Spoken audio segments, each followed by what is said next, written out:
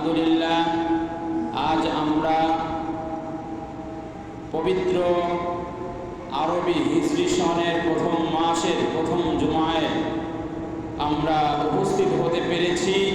এই জন্য আমরা আল্লাহ রাব্বুল আলামিনের শুকরিয়া আদায় করি, আলহামদুলিল্লাহ।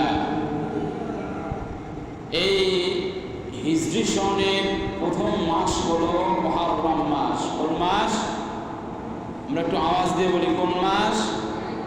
মুহররম মাস। আর এই মুহররম মাসকে প্রিয় নবী সাল্লাল্লাহু আলাইহি সাল্লাম হাদিসে বলেছেন শাহরুল্লাহিল মুহররম, আল্লাহ তাআলার মাস হলো মুহররম মাস। এবং কোরআনের দ্বারা প্রমাণিত যে আল্লাহ রাব্বুল আলামিন 4টি মাসকে কোরআনে উল্লেখ করেছেন।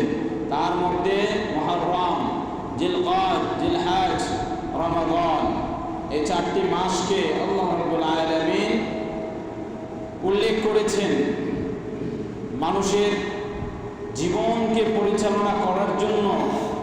মানুষ যেভাবে ঘড়ির ব্যবহার করে, আল্লাহ রাব্বুল আলামিন এই ঘড়ির ব্যবহার করার জন্য মানুষকে দিয়েছেন মাস।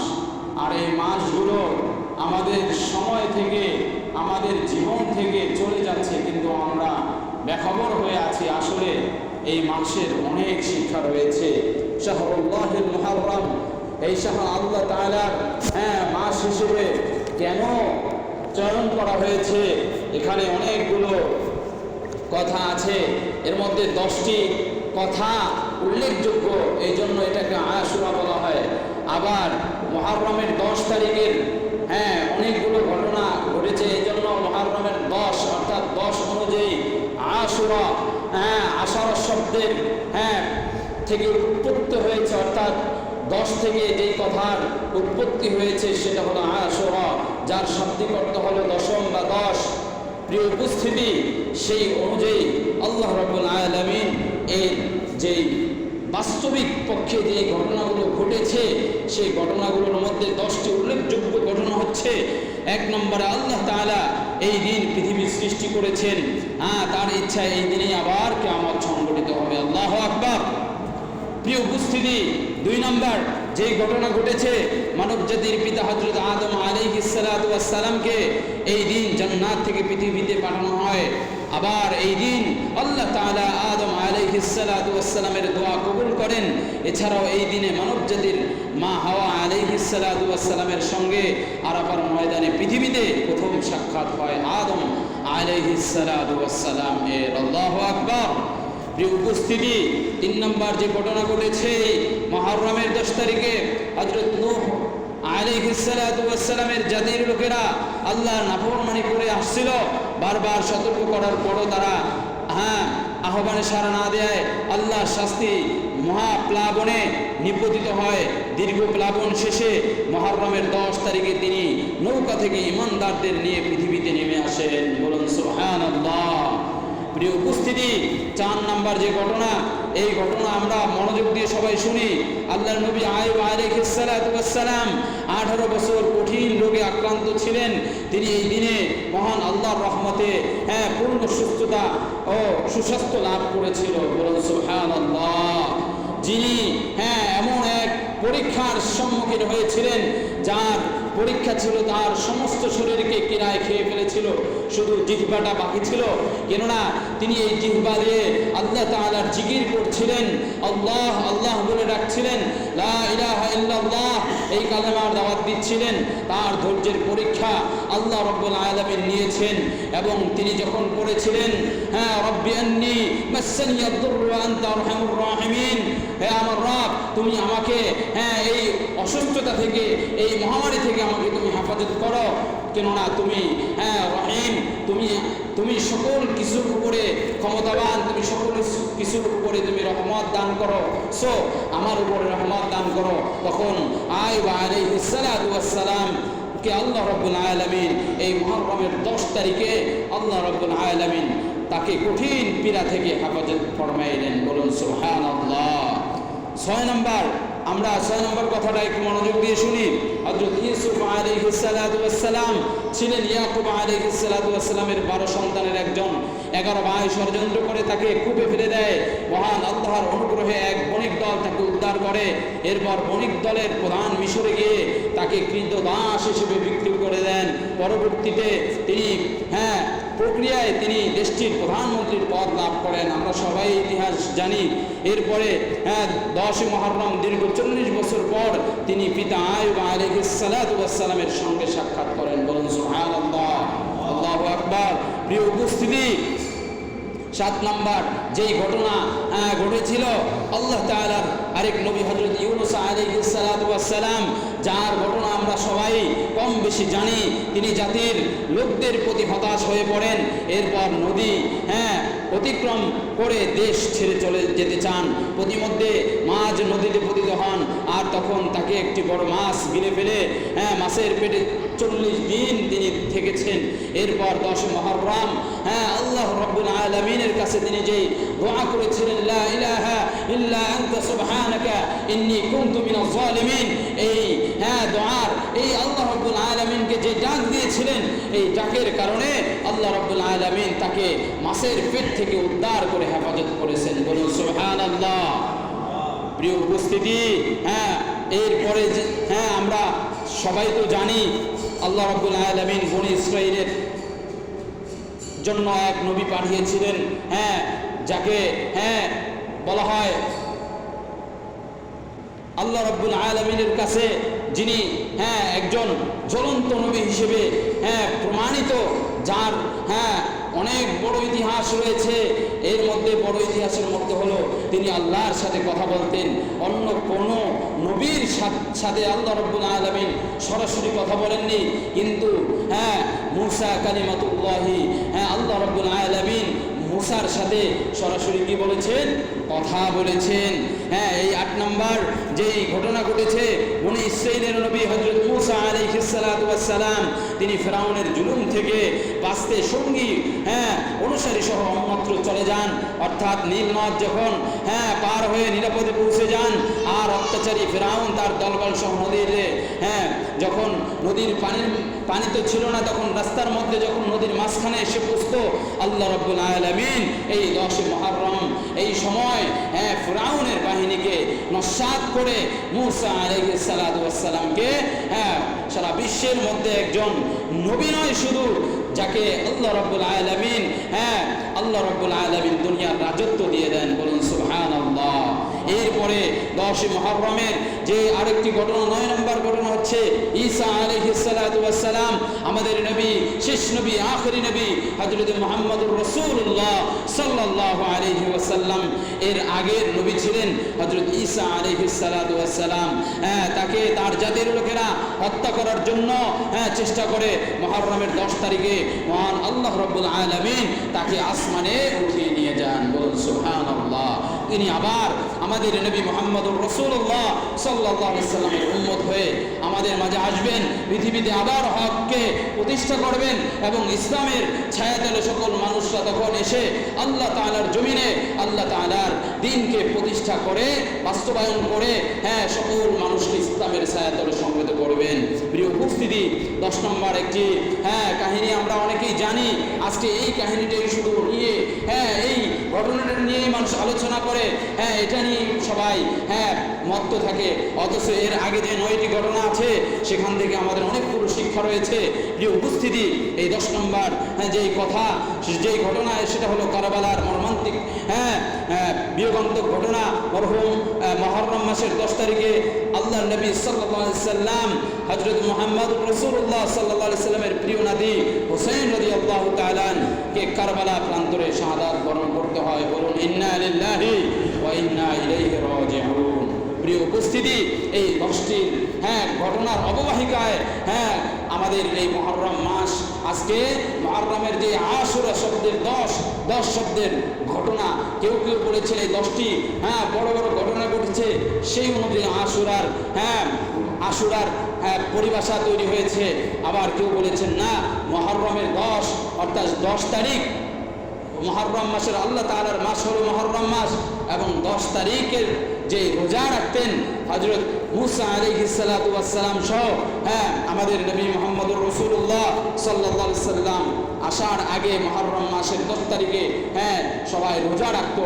ইহুদিরা নবী করিম সাল্লাল্লাহু আলাইহি সাল্লাম যখন মদিনায় আগমন করলেন, মদিনায় আগমন করার পরে যখন দেখলেন ইহুদিরা মুহররম মাসের 10 তারিখ রোজা রাখছেন, তখন তাদের নিকট গিয়ে জিজ্ঞেস করলেন যে আপনারা কেন রোজা রাখেন? তারা বললেন যে আমরা আমাদের নবী মুসা আলাইহিস সালাতু ওয়াস সালাম, ঈসা আলাইহিস সালাতু ওয়াস সালাম তারা এই দিন রোজা রাখতেন এবং আমরা তার অনুসরণ করি।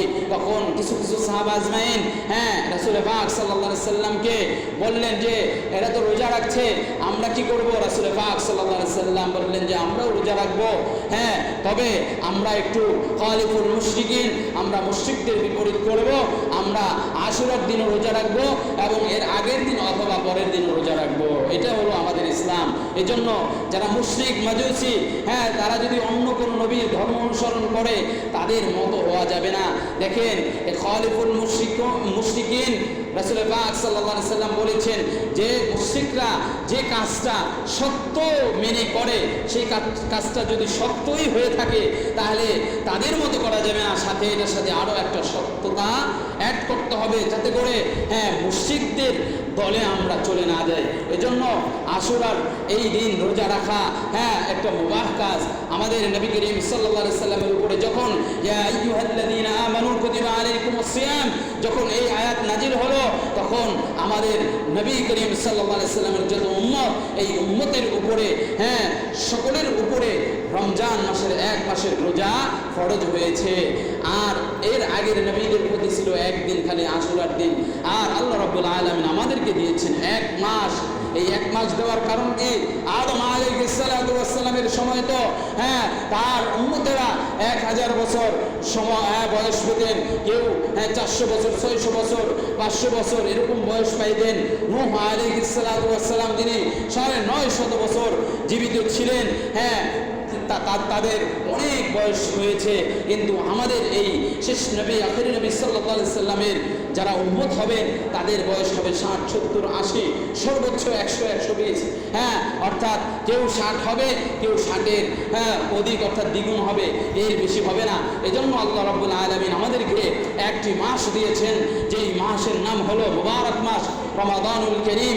এই রমজানের মাসে আমরা রোজা রাখলে এবং এই রমজানের মাসে আমাদের জন্য একটি বরকতময় মুবারকময় একটি রাত দিয়েছেন, যেই রাতকে আমরা জানি লাইলাতুল কদর। কদরের রাত হিসেবে আমরা জেনেছি। প্রিয় উপস্থিতি, এটা আমাদের নবী মুহাম্মদুর রাসূলুল্লাহ সাল্লাল্লাহু আলাইহি সাল্লামের উম্মতের জন্য এক বড় উপহার। কিন্তু আজকে আমাদের যেহেতু মুহররম মাস এসেছে, সেহেতু আমাদের এই মুহররমের এই আমল করা একান্ত বাঞ্ছনীয়। আমরা এবং এটা করার জন্য উদ্বুদ্ধ হই। যদি সম্ভব হয় আশুরার দিন আমরা রোজা রাখি, এবং যদি সম্ভব হয় এর আগের দিন পরের দিন আমরা রোজা রাখি। কেননা নবী করিম সাল্লাল্লাহু আলাইহি ওয়াসাল্লাম বলেছেন আফদালুস সিয়ামি বা'দা রমাদান শাহরুল্লাহিল মুহররম। রমজানের রোজার পর সর্বশ্রেষ্ঠ রোজা আল্লাহ তাআলার নিকট মুহররম মাসের রোজা। সুবহানাল্লাহ। প্রিয় উপস্থিতি, শুধু তাই নয়, নবী করিম সাল্লাল্লাহু আলাইহি ওয়াসাল্লাম আরো বলেছেন সিয়ামু আশুরা আহতাসিবু আলাল্লাহি আন ইউকাফিরা সানাতাল্লাতী ক্বাবলাহু। আমি আল্লাহ তাআলার দরবারে আশা রাখি 10 মুহররমের রোজা উহা পূর্ববর্তী বছরের গুনার কাফারা হইবে। সুবহানাল্লাহ। আমাদের নবী আশা করেছেন, নবীর আশা আল্লাহ রাব্বুল আলামিন পূরণ করবেন না বলেন তো? অবশ্যই। একটু আওয়াজ দিয়ে বলি, অবশ্যই করবেন। প্রিয় উপস্থিতি, এরপরে নবী করিম সাল্লাল্লাহু আলাইহি ওয়াসাল্লাম বলেছেন সুমু আশুরা ওয়া খালিফু ফীহিল ইয়াহুদা ওয়া সুমু ক্বাবলাহু ইয়াওমান ওয়া বা'দাহু ইয়াওমান। নবী করিম সাল্লাল্লাহু আলাইহি ওয়াসাল্লাম বলেছেন তোমরা আশুরার দিবসে রোজা রাখিও এবং উহাতে ইহুদিদের বিরুদ্ধে আচরণ করিও, খেলাফ করিও। তাহারা মাত্র একদিন রোজা রাখে, তাই তোমরা উহার পূর্বের দিন ও পরের দিন রোজা রাখিও। হাদিস শরীফ আরো এসেছে রমজানের রোজা ফরজ হইবার পূর্বে আশুরার রোজা ফরজ হিসেবে রাখা হইত। অতঃপর যখন রমজান মাসের রোজার হুকুম নাজিল হয় তখন উহা যাহার ইচ্ছা রাখিতে পারে আর যাহার ইচ্ছা নাও রাখিতে পারে। প্রিয় উপস্থিতি, প্রথমত নেক কাজের মধ্যে মোবা এবং বরকতপূর্ণ কাজ হলো এটা। আরেকটি হলো পরিবার পরিজনের জন্য মুক্ত হস্তে দান করা। নবী করিম সাল্লাল্লাহু আলাইহি ওয়াসাল্লাম ইরশাদ করেন, মান ওয়াসা আলা আয়ালিহি ফিন নাফাকাতি ইয়াওম আশুরা ওয়াসা আল্লাহু আলাইহি সাইরা সানাতিহি। যে ব্যক্তি আশুরা দিবসে পরিবার পরিজনের জন্য মুক্ত হস্তে ব্যয় করিবে, আল্লাহ তাআলা পূর্ণ বৎসর তাহাকে সচ্ছলতা দান করিবেন। সুবহানাল্লাহ। এজন্য আশুরার দিন আমাদের পরিবার পরিজনের জন্য আমরা খরচ করি। আমরা বিভিন্ন সময় আমরা কি করি, নববর্ষ কবে আসবে সেই চিন্তা করি, তাকে একটা কাপড় কিনে দেব সেই নববর্ষের চিন্তা করি, ইংরেজি নববর্ষ বাংলা নববর্ষটার চিন্তা করি। কিন্তু আশুরার দিন আমাদের পরিবার পরিজনের জন্য ব্যয় করা উচিত। তাদেরকে নতুন নতুন কিছু যদি আমরা দান করি, হেবা করি, অর্থ করি, সেগুলো আমরা আশুরার দিন করতে পারি, তাহলে আমাদের একটা সুন্নাত আদায় হয়ে যায়। বলুন সুবহানাল্লাহ। প্রিয় উপস্থিতি, এই আশুরার দিন ক্ষণ চলে এসেছে, কিন্তু আমাদের মধ্যে কোনো রকম আমরা কোনো রকম শিক্ষা আমাদের মধ্যে প্রবেশ করাতে পারি নাই। প্রতি বছর আমাদের নিকটে মেসেজ আসে যে আশুরা মানে হলো এক মহাশিক্ষার মাস, এবং আশুরা মানে হলো এক মহাশিক্ষার দিন, যেদিন আল্লাহ রাব্বুল আলামিন পৃথিবীকে সৃষ্টি করেছেন, আবার যেদিন আল্লাহ রাব্বুল আলামিন এই পৃথিবীকে ধ্বংস করে দিবেন। প্রিয় উপস্থিতি, আমরা তো জানি পৃথিবীর সৃষ্টি হয়েছে, তার মানে পৃথিবী আর সৃষ্টি হবে না। এখন পৃথিবীর সৃষ্টি না, এখন পৃথিবী ধ্বংসের সময় চলে আসতেছে।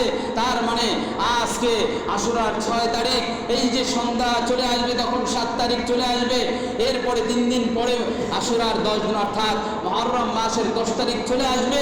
সেই দিন তো কিয়ামতের দিন।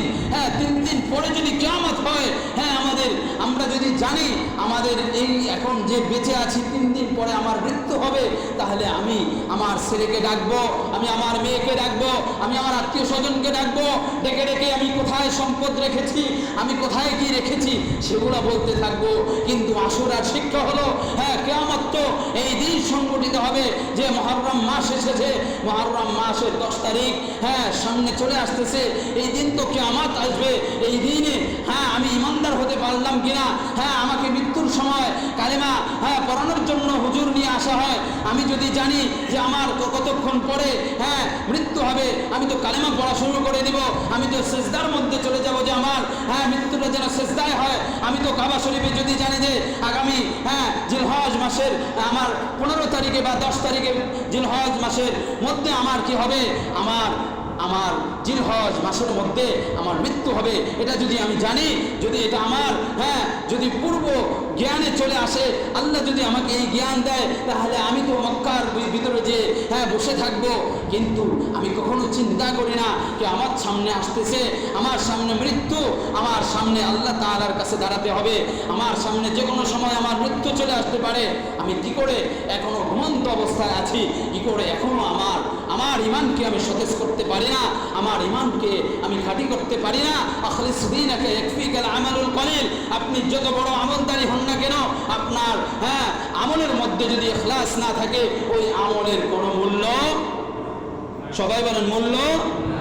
প্রিয় উপস্থিতি, এজন্য আমল করতে হলে আগে ইখলাসওয়ালা হতে হবে, আমল করতে হলে আপনার ঈমানকে আগে পরিপাটি করতে হবে। আন্নাসু মানুষরা এমনভাবে আজকে সমাজে আজকে এমনভাবে উপস্থাপন হচ্ছে যে মানুষের আজকে ঈমান নাই। রাসূল পাক সাল্লাল্লাহু আলাইহি সাল্লাম যে বলেছেন, কিয়ামতের আগে মানুষের সকালে ঈমান থাকবে, বিকালে থাকবে না, আবার বিকালে ঈমান থাকবে, সকালে থাকবে না। এমন হবে আমার শেষ জামানার উম্মতরা। আজকে আমরা কিন্তু সেই দলের মধ্যে, দেখেন আমরা মুসলমানের সন্তান দাবি করি, কিন্তু আসলে আমাদের মুসলমানের কোনো পরিচয় নাই। কিভাবে নাই? আজকে আমরা ঠিকই টুপি মাথায় দেই, ঠিকই জামা পরি, ঠিকই আল্লাহ খোদার নাম বলি, কালেমা পড়ি, আমরা দান করি, কিন্তু এগুলোর মধ্যে আমাদের লৌকিকতা বিরাজমান। আমরা সব কিছু লোক দেখানোর জন্য করি, সব কিছু ভাবা পাওয়ার জন্য, সম্মান পাওয়ার জন্য সব কিছুই হয় আমাদের দুনিয়াতে প্রতিষ্ঠা প্রতিষ্ঠা, অর্থাৎ দুনিয়াতে প্রতিষ্ঠিত হওয়ার জন্য। কিন্তু কোনো কিছুকে আল্লাহর জন্য হচ্ছে না। আরে ভাই, যখন আল্লাহর জন্য হয়ে যাবে, হ্যাঁ, ইয়া আইয়ুহাল্লাযীনা আমানু যিকুরুল্লাহা যিকরান কাসীরা, আল্লাহ রাব্বুল আলামিন বলেছেন ফাযকুরুনি আযকুরুকুম। যখন আল্লাহর জন্য আপনি কিছু করবেন, তখন আল্লাহ আপনার সাহায্যে এগিয়ে আসবেন, এবং আপনি যখনই বিপদে পড়বেন তখন আল্লাহ রাব্বুল আলামিন আপনাকে হেফাজত করবেন। ইয়া রাব্বুল আলামিন, তুমি আমাদের সকলকে সকল সময় ইখলাসের সহিত থাকার তৌফিক দান করো। সকলে বলে আমিন। প্রিয় উপস্থিতি, আজকে আমাদের সমাজ আন্নাসু, হ্যাঁ, মানুষটা এমন হয়েছে, তারা নিষিদ্ধ যত কাজ আছে, হ্যাঁ, আন্নাসু হারিসুন বিমা মুনিআ, মানুষরা নিষিদ্ধ কাজে আজকে আগ্রহী। কোন কাজে? নিষিদ্ধ কাজে। মানুষদেরকে বলা হয়েছে তোমরা জিনার লা তাকরাবুজ জিনা, তোমরা জিনার কাছে যেও না। আজকে মানুষরা জিনার কাছে যায়। মানুষদেরকে বলা হলো যে তোমরা সুদ খেও না, মানুষরা আজকে সুদ খায়। মানুষদেরকে বলা হলো তোমরা নেশা করিও না, কেননা নেশা মানুষদেরকে, হ্যাঁ, নেশা মানুষদের মস্তিষ্ককে, হ্যাঁ, নষ্ট করে দেয়। কুল্লু মুসকারিন হারাম, সকল নিষেধদ্রব্যই হারাম, এই কথা মানুষদেরকে বলা হলো, কিন্তু নিষেধ করা হলো। মানুষরা উল্টো সেই দিকে দাবিত হচ্ছে। মানুষদেরকে বলা হলো যে তোমরা সৎ কাজের আদেশ করো। ইন্নাল্লাহা ইয়া'মুরুকুম বিল আদলি ওয়াল ইহসান, তোমাদেরকে আল্লাহ রাব্বুল আলামিন সৎ কাজের আদেশ করার জন্য তোমাদেরকে নির্দেশ করেছেন। কিন্তু আমরা আজকে সৎ কাজের আদেশ করি না, বরং অসৎ কাজ কোন জায়গায় করা যায়, কারে কোন, হ্যাঁ, কুবুদ্ধি দেওয়া যায়, আজকে আমরা সেই দিকে দাবিত হচ্ছি। এটাই হলো আমাদের ইমানের বড় দুর্বলতা। আজকে আমাদের মুসলমানহীন হওয়ার এই পরিচয় আজকে বহন করছে। আমাদেরকে বলা হলো যে তোমরা কাউকে ঠকিও না, তোমরা অন্যায়ভাবে কারো সম্পদ খেও না। আমরা আজকে অন্যায়ভাবে সম্পদ খাচ্ছি। তোমরা মাপে কম দিও না, হ্যাঁ, আমরা মাপে কম দিচ্ছি। হ্যাঁ, তোমরা কাউকে গালাগালি করো না, আমরা গালাগালি করছি। তোমরা একের নামকে, তোমরা, হ্যাঁ, নামকে বিরূপ করে ডাকো না, ডেকো না। তোমরা, হ্যাঁ, এখান থেকে হেফাজত থাকো। লা তাদাবারু, তোমরা গোয়েন্দাগিরি করো না। আমরা আজকে গোয়েন্দাগিরি করে যাচ্ছি। আমরা কার কোন সময় ক্ষতি করা যায় আমরা ও পেতে বসে আছি।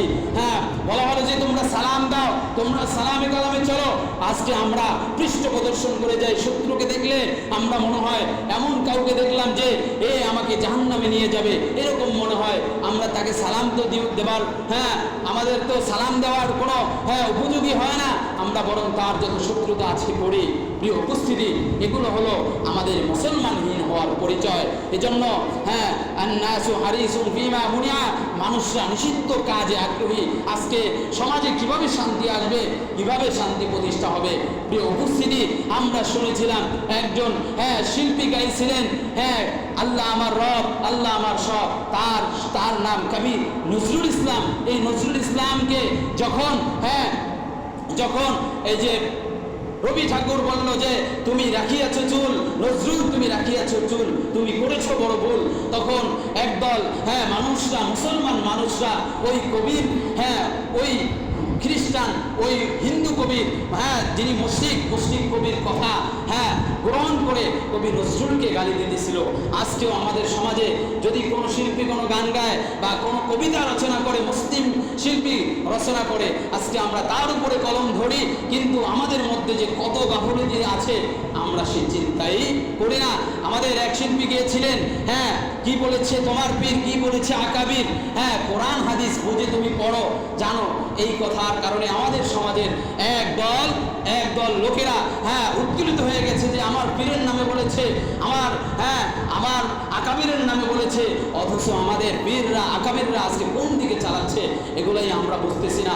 আমাদের বোঝা দরকার, অর্থাৎ আমাদের ওই শিল্পী বোঝাতে চায় যে আসলে আমাদের সকলের কোরআন পড়া দরকার, হাদিস পড়া দরকার। আপনি কেন, একজন আমার এই এলাকায় একজন মুরব্বী আছে, মুরব্বী আপনারা জানেন, আলেম, হ্যাঁ, নাম কি আপনাদের এই আলেম ওস্তাদের? হ্যাঁ,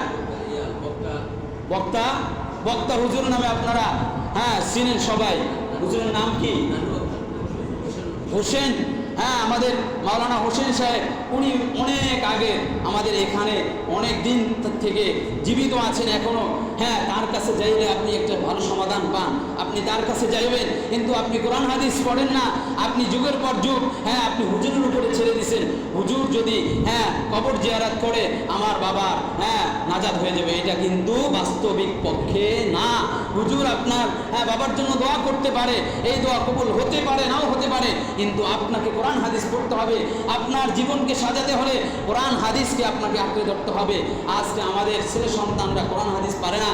আমরা যারা আসি এখানে হ্যাঁ আজকে প্রায় 1 বছর আপনাদের কাছে বলতেছি, কিন্তু কোনোভাবে পাচ্ছি না। আপনাদের এখনো নতুন কাউকে আমি পেলাম না যারা নতুন করে কোরআন হাদিস পড়ছে, হ্যাঁ যারা কোরআন হাদিস বুঝতেছে, ইসলাম বুঝতেছে। কিন্তু আজকে যদি বলা হয় হ্যাঁ অনেক বড় সফলতা পাইবেন, লঞ্চে যাইবেন, খাওয়াবো ফ্রি, হ্যাঁ কেবিনে রাখবো, আবার ঢাকা থেকে ঘুরে আবার এখানে আনবো, ফ্রি সব কিছু সার্ভিস, আমার সাথে ঘুরতে চাইবে। কিন্তু যদি বলি বন্ধু তুমি কোরআন পড়তে আসো, তুমি 10 মিনিট আমার কাছে কোরআন পড়ো, কিন্তু কেউ রাজি হবে না, বলবে বাজারে আমার একটু কাজ আছে, আমার দোকানে কাজ আছে, আমার মাঠে কাজ আছে, এভাবে বলতে থাকে। এই মুহররমের শিক্ষা হলো কোরআন হাদিসকে আঁকড়ে ধরা, কোরআন হাদিসকে মানা। আল্লাহ এবং রাসূলকে চিনতে হলে, আল্লাহ এবং রাসূলকে চিনতে হলে, আপনার পীরকে চিনতে হলে, আপনার আকাবিরকে চিনতে হলে, আপনার যিনি রাহবার, আপনি যার অনুসরণ করেন, যার কথা শোনেন, কোনো কিছুর সমাধান যেই মুফতি সাহেবের কাছ থেকে আনেন, যে কোনো কিছু হলে আপনি যার কাছে দৌড়িয়ে চলে যান, আমি ইসলামিক এই একটা সমস্যায় বিপদে পড়েছি, হুজুর আমাকে এই কাজটা উদ্ধার করে দেন, আমার ঘরটা বন্ধ করে দেন, তার কাছে যে আপনি যান, তাকে আগে যাচাই করতে হলে আপনাকে আগে কোরআন হাদিস পড়তে হবে। আজকে মানুষরা প্রতারিত হচ্ছে। দেখেন কিছু কিছু সময় দেখা যায় এক ভণ্ড পীর বা এক ভণ্ড লোক চলে আসে এলাকায়, এসে হঠাৎ করে বলে আমি এখন এই রাত্রের মধ্যে আপনার যে সম্পদ আছে এই সম্পদের থেকে ডাবল কিছু দিয়ে দিব। এগুলা বলে আমাদের এই অঞ্চল থেকে অনেক মহিলাদের অনেক সম্পদ স্বর্ণ গহনা নিয়ে গিয়েছে এই প্রতারক দল। তারা অনেক টুপি পরে, জুব্বা পরে এবং ইসলামিক অনেক সুন্দর কথাবার্তা বলতে পারে, তারাও এসেছে। এবং এখন বর্তমানে অনলাইনের যুগে বিভিন্ন রকমভাবে মানুষ প্রতারিত হচ্ছে। এই জন্য আমরা ইসলাম থেকে যে কথা শুনেছি যে আসলে মুসলিমহীন হওয়ার আরেকটি কারণ হচ্ছে আমরা কোনো কিছু যাচাই না করে সেই দিকে এগিয়ে যাওয়া। অর্থাৎ আমরা হঠাৎ করে শুনেছি যে আমাদেরকে অনেক বড় এক পেনশন দেওয়া হবে। কি দেওয়া হবে? পেনশন দেওয়া হবে। এই পেনশনের স্কিমে 100 জন থাকবে, 100 জনের চিন্তা করেন আজকে কোন দিকে মানুষ হাঁটছে, পেনশনের দিকে মানুষ হাঁটছে। 500 টাকা আপনি দিবেন, আর 500 টাকা দিবে সরকার, আর 500 টাকা দিবে কে? সরকার। ইসলামের কথা বলতে হয়, কারো বিরুদ্ধে চাইলে সেটা আমার কোনো কিছুই করার নাই। দেখেন 500 টাকা দিবে সরকার, আর 500 টাকা দিবেন আপনি, টাকা থাকবে কোথায়? ব্যাংকে। টাকা থাকবে কোথায়? ব্যাংকে। সেখানে সুদ হবে। আপনি যখন বৃদ্ধ হয়ে যাবেন, আপনাকে 65 বছর পরে আপনাকে সরকারি চাকরিজীবীদের মতো পেনশন দেওয়া হবে। ওই যে আপনি এই 65 বছরে 65 লাখ টাকা আপনি ব্যাংকে রেখেছেন, সরকার দিয়েছে 65 লাখ। এই সরকার থাকুক বা অন্য সরকার যেই আসুক, সে আপনাকে এই প্রায় 65 130 লক্ষ টাকা, অর্থাৎ 1,30 লক্ষ টাকা আপনি পেনশন পাবেন। সরকারি চাকরি না করেও যদি আপনি 65 লাখ টাকা আপনার জীবনে আপনি ওখানে রাখতে পারেন, তারপরে দেখা যাবে এই টাকা আপনি আনবেন, এই টাকা দিয়ে ঘরবাড়ি করবেন, নিজে খানাপিনা খাইবেন, কিন্তু এই টাকার সাথে কি থাকবে? সুদ থাকবে। আর দেখেন আজকে আমরা সেই দিকেই ধাবিত হচ্ছি। এমন কোনো ভাই বোন নাই যারা আজকে সুদের সাথে লিপ্ত না। তারা ভিত্তিহীন বিভিন্নভাবে এনজিও সংস্থার থেকে টাকা না এনে তারা আজকে চলতে পারছে না। এগুলো হলো আমাদের আত্মনির্ভরশীলতা না হয়ে আমরা পরনির্ভরশীলতা, অর্থাৎ আমরা যেই হওয়াটা দরকার ছিল আমাদের আত্মনির্ভরশীলতা। ইসলাম আমাদেরকে শিখিয়েছে ব্যালেন্সাইড, আর আমরা শিখেছি উদাসীনতা। আমাদের দরকার একটা টুপি মাথায় দেওয়া, কিন্তু আমরা অনেক বক্তারা দেখেছি 10-12টা টুপি কিনে রাখে, কিন্তু একটা টুপি হলেই চলে যায়। আবার দেখা যায় শুধু বক্তাদের দোষ দিয়ে লাভ নাই, আম মানুষ যারা আছে যাদের একটা জিনিস প্রয়োজন নাই কিন্তু প্রয়োজন ছাড়াও তিনি এটা করছেন। প্রিয় উপস্থিতি, তো এই মুহররম মাস, আশুরার মাস, এই আশুরার মাসের আমাদের প্রকৃত শিক্ষা কি? আমাদেরকে মুসলমান হতে হবে। কেননা এই আশুরার এই 10 তারিখে, অর্থাৎ মুহররম মাসের 10 তারিখে কি সংগঠিত হবে? কি সংগঠিত হবে? আমরা সবাই জানি না পক্ষে। আহা, মানুষ জানে না 10 মুহররম কি হবে, কিয়ামত হবে। সবাই বলি কি হবে, কিয়ামত হবে। আরে ভাই, আজকে আমরা সবাই বেখবর হয়ে আছি। আমরা খবর রাখি সরকারের পদস্খলন হইল কিনা, আমরা খবর রাখি সরকার বেকায়দায় পড়লো কিনা, হ্যাঁ, বিরোধী দলের খবর কি, এগুলো আমরা জানি। কিন্তু আসলে আমাদের দ্বীন ইসলাম, আমাদের জীবনের, আমাদের যে খবর, এটা আমরা এই হিসাব থেকে আমরা বেখবর হয়ে আছি।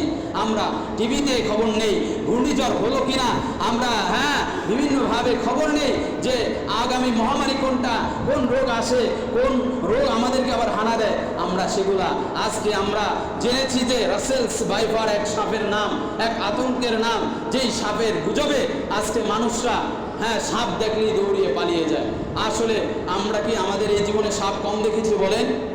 অনেক সাপ দেখেছি। আর শোনেন, আল্লাহ রাব্বুল আলামিন আমাদেরকে সৃষ্টি করেছেন এবং আমাদের সাথে যত জীব জানোয়ার তৈরি করেছেন সেগুলো আমাদের উপকারের জন্য সৃষ্টি করেছেন।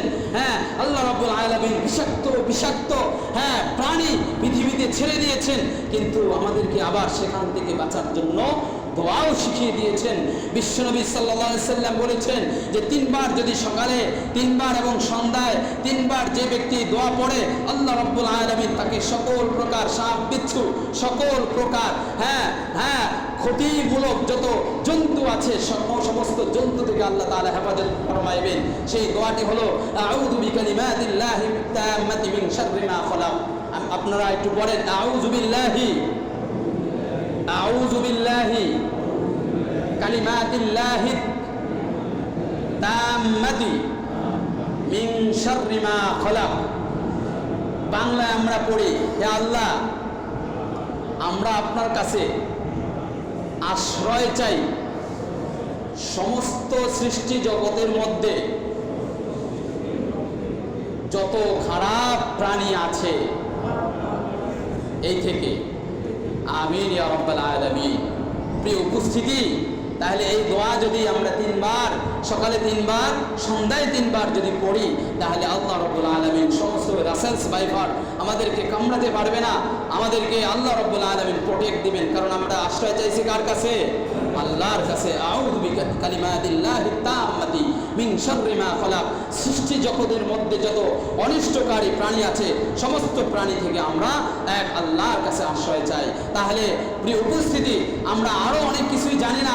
দেখেন, সাম্প্রতিক সময়ে আমাদের দেশের মধ্যে সর্বোত্তম অর্থাৎ সর্বশ্রেষ্ঠ শিক্ষিত ব্যক্তিরা হচ্ছে যারা বিসিএস ক্যাডার। যারা কি BCS cadre, Bangladesh civil, BCS, Bangladesh civil service. এই যে দেখেন, এখন তারা হলো সর্বোচ্চ শিক্ষিত, অর্থাৎ শিক্ষিত, তাদের সার্টিফিকেট। অথচ আমাদের বাংলাদেশ মুসলিম কান্ট্রি, আমাদের জাতীয় সংসদ ভবনে ইসলামকে কি রাখা হয়েছে? আমাদের জাতীয় ধর্মের নাম হচ্ছে, অর্থাৎ বাংলাদেশের প্রধান ধর্মের নাম হচ্ছে ইসলাম।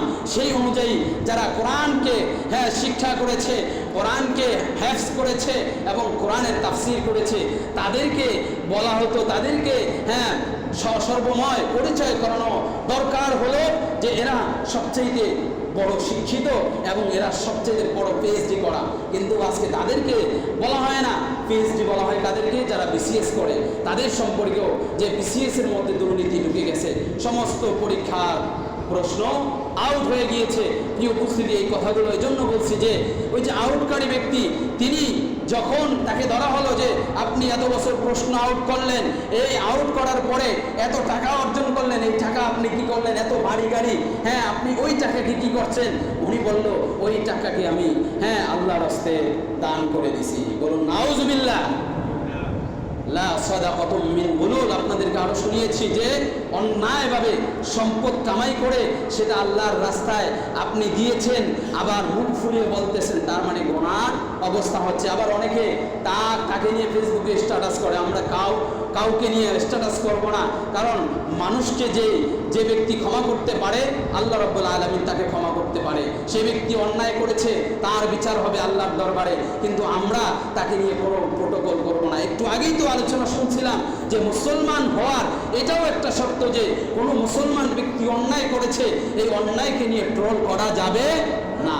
প্রিয় উপস্থিতি, এজন্য এখন দেখেন, আমরাও যেন এরকম অন্যায় পদে অর্থাৎ অন্যায়ভাবে যদি আমরা সম্পদ অর্জন করি, আবার মসজিদে দিয়েছি 5,000 টাকা, সেই টাকার কথা যেন আমরা না বলি।